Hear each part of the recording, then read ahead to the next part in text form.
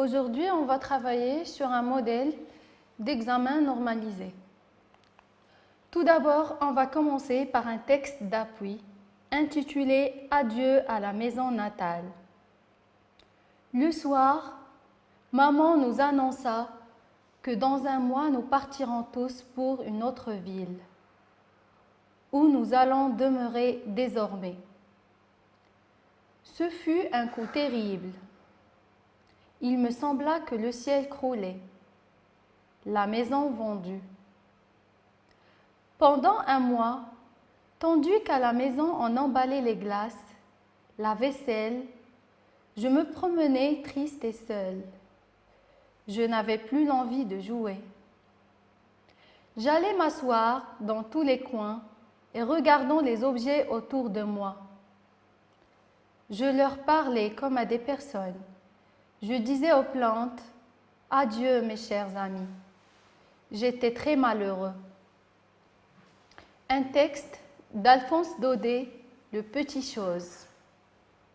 Maintenant, on passe aux questions de compréhension de l'écrit.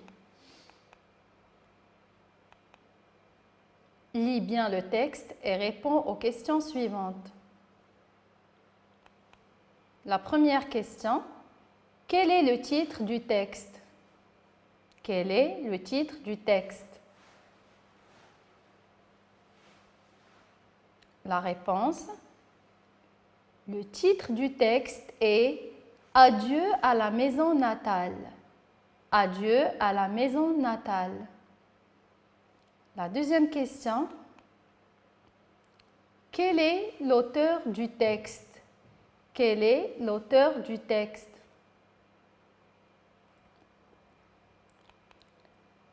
L'auteur du texte est Alphonse Daudet.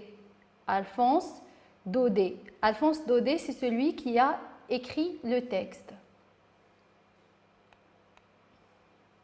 La troisième question, combien y a-t-il de paragraphes dans ce texte?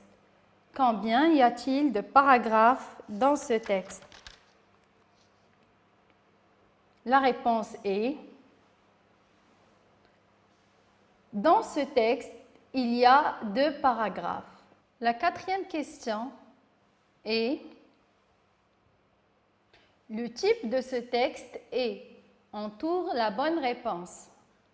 Est-ce que le texte est un texte descriptif, narratif ou informatif? Vous allez choisir la bonne réponse.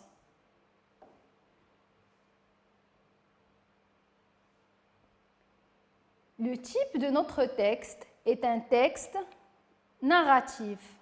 Qu'est-ce qu'un texte narratif?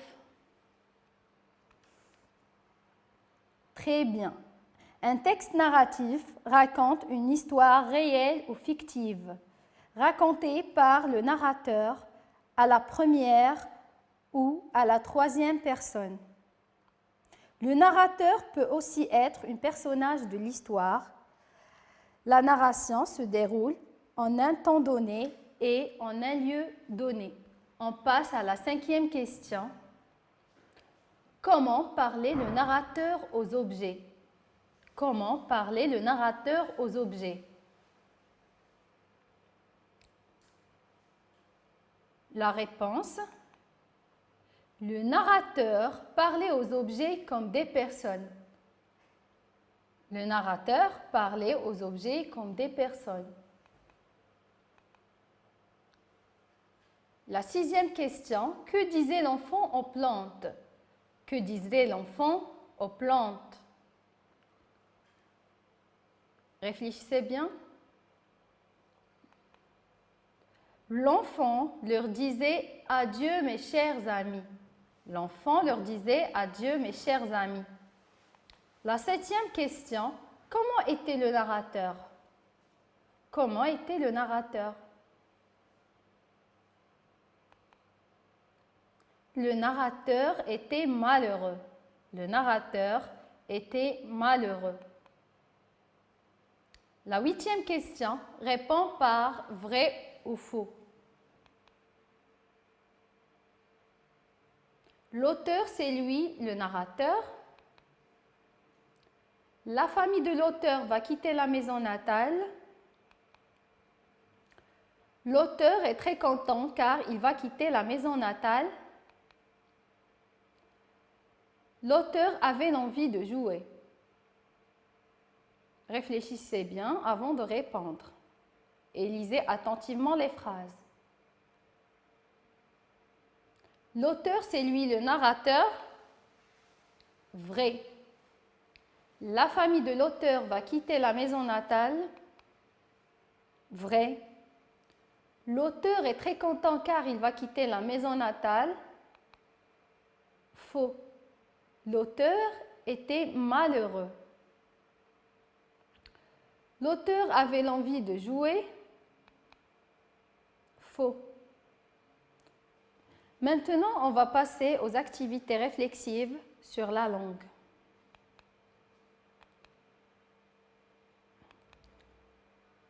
On va commencer par les questions de lexique. Cherche l'antonyme de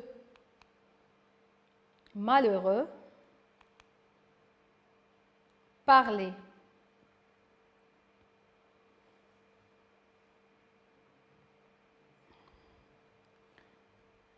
L'antonyme de malheureux est heureux. L'antonyme de parler est se taire. Qu'est-ce qu'un antonyme? Qu'est-ce qu'un antonyme? Très bien. L'antonyme est un mot de sens contraire et de la même classe grammaticale.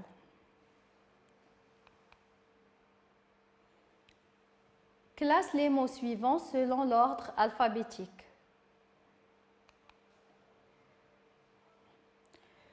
Prendre, environ, riche, niveau, assez, voiture.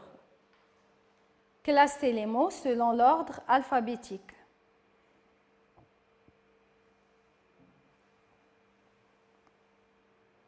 Très bien. Donc, la réponse est assez, environ, niveau, prendre, riche, voiture. Maintenant, on passe à la grammaire.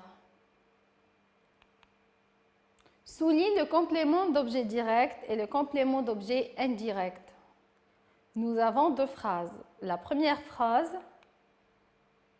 mon ami écrit une lettre. Mon ami écrit une lettre. La deuxième phrase est il parle à sa sœur. Il parle à sa sœur. Vous allez souligner le complément d'objet direct et entourer le complément d'objet indirect. La réponse est dans la première phrase, nous avons un complément d'objet direct, une lettre.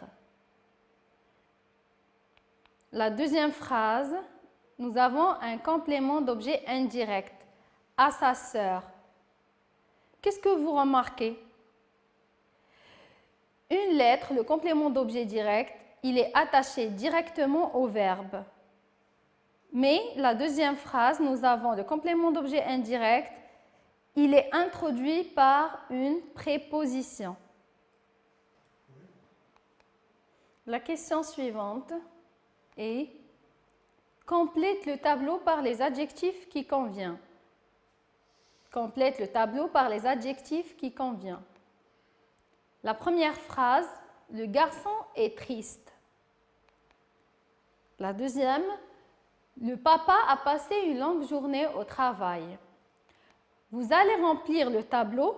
Dans la première colonne, vous allez écrire l'adjectif épithète et dans la deuxième colonne, l'adjectif attribut.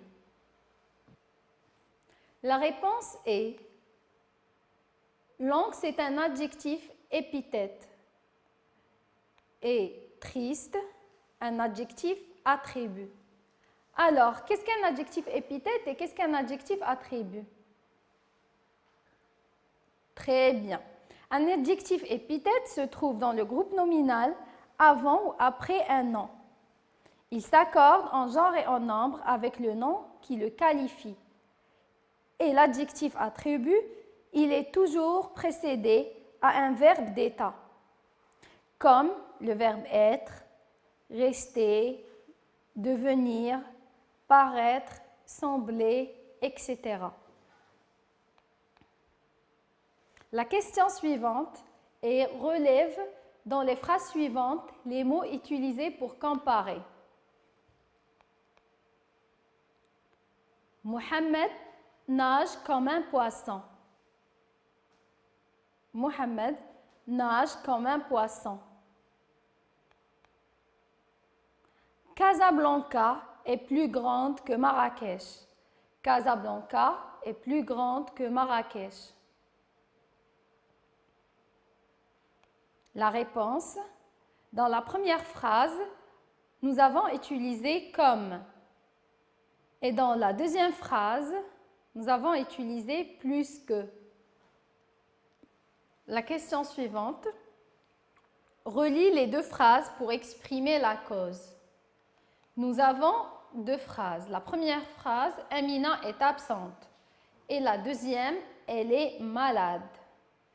Donc, vous allez relier entre les deux phrases par une expression de cause.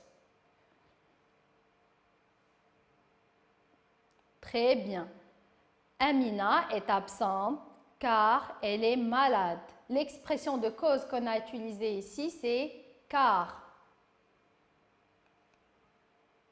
La question suivante. Mets la phrase suivante à la forme négative. J'ai toujours l'envie de jouer. Réfléchissez avant de répondre. Très bien. Je n'ai jamais l'envie de jouer. Je n'ai jamais l'envie de jouer.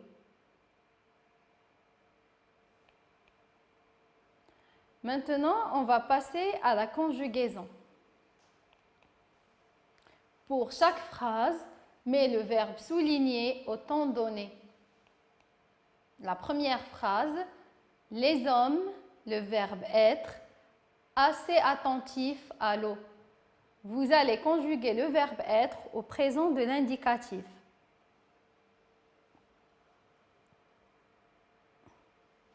Très bien.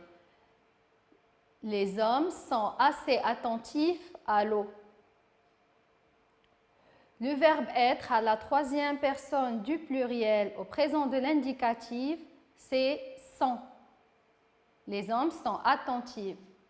La phrase suivante, tu, le verbe finir, ton travail, vous allez conjuguer le verbe finir à l'imparfait avec la deuxième personne du singulier.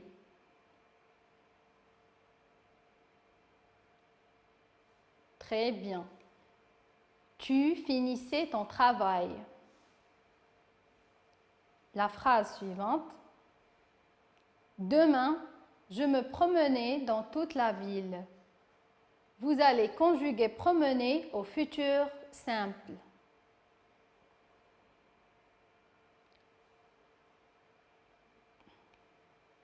Très bien. Demain, je me promènerai dans toute la ville.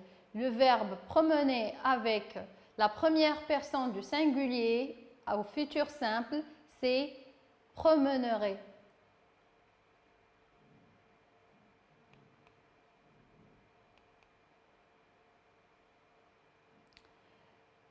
Les hommes économisaient l'eau. Donc, le verbe économiser, vous allez le conjuguer au passé composé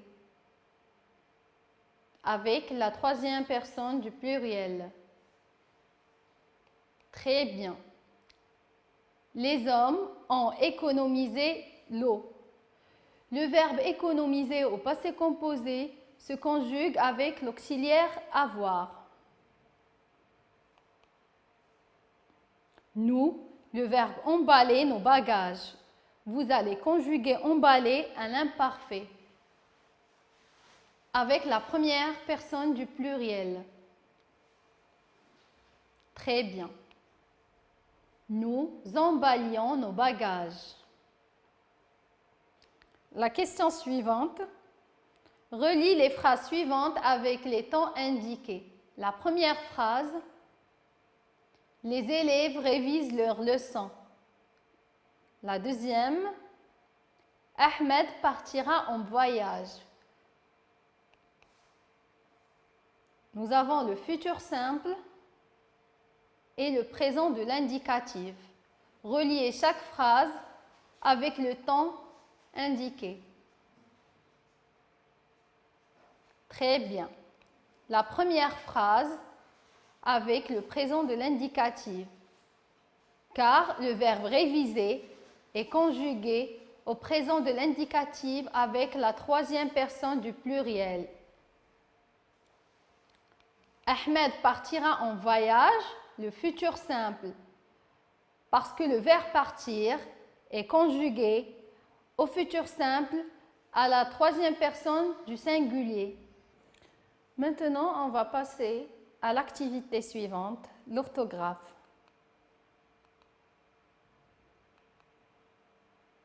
Souligne les mots invariables. Je prends mon parapluie car il pleut. Hassan a bien travaillé, donc il a réussi. Vous soulignez les mots invariables. Très bien. Donc, dans la première phrase, le mot invariable, c'est car. Et dans la deuxième phrase, bien et donc. La question suivante. Mettez les accents qui manquent sur les mots. Très bien. La mère promène son bébé. Nous avons 2 accents aigus et 2 accents graves. La question suivante.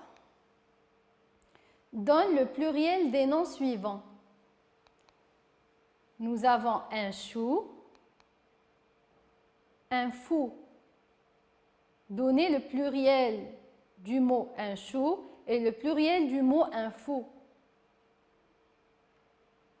Réfléchissez bien. Très bien. Un chou, des choux. Le mot chou prend un X à la fin. Et le mot un fou prend un S. Des fous. Maintenant, on va passer à la production de l'écrit.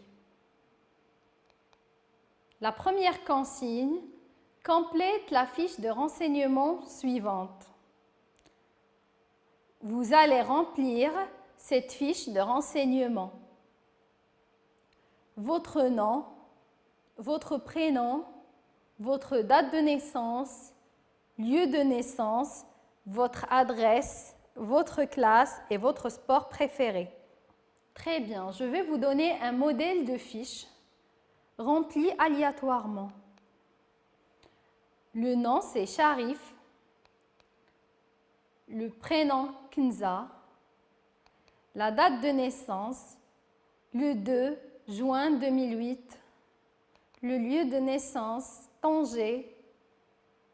L'adresse, immeuble 9, avenue Les Orangers, Tanger. Classe, la 6e année primaire. Sport préféré, la natation. Le sport préféré de Kenza, c'est la natation. Et vous, vous allez mettre votre sport préféré. Par exemple, vous préférez le football, le tennis. À vous de choisir votre sport préféré. Maintenant, on va passer à la consigne suivante de la production écrite. La deuxième consigne de la production de l'écrit est la suivante. Écris une lettre où tu racontes à un membre de la famille ou à un ami ou à une amie tes dernières vacances. Vous allez respecter la forme de la lettre, le lieu, la date, la formule d'appel, formule de politesse, le corps de la lettre et la signature. Je vais vous lire un modèle de lettre. Rabat le jeudi 1er avril 2020. Cher ami Dounia, bonjour, j'espère que tu vas bien. Je t'écris cette lettre pour partager avec toi mes souvenirs de vacances. Cet été, je suis allée avec mes parents à Imlil, un charmant petit village situé au pied du célèbre Toubkal dans les montagnes du Haut-Atlas. Nous sommes restés 3 jours et on s'est installé dans une auberge traditionnelle. Des immenses montagnes nous entourent, un paysage qui coupe le souffle. J'ai monté une mule, nous avons fait de la randonnée et nous avons visité la superbe cascade. Vraiment, j'ai envie d'y revenir bientôt. Ton ami Kenza. Merci mes chers élèves pour votre attention. Je vous donne rendez-vous pour une autre séance de soutien et de renforcement. À bientôt.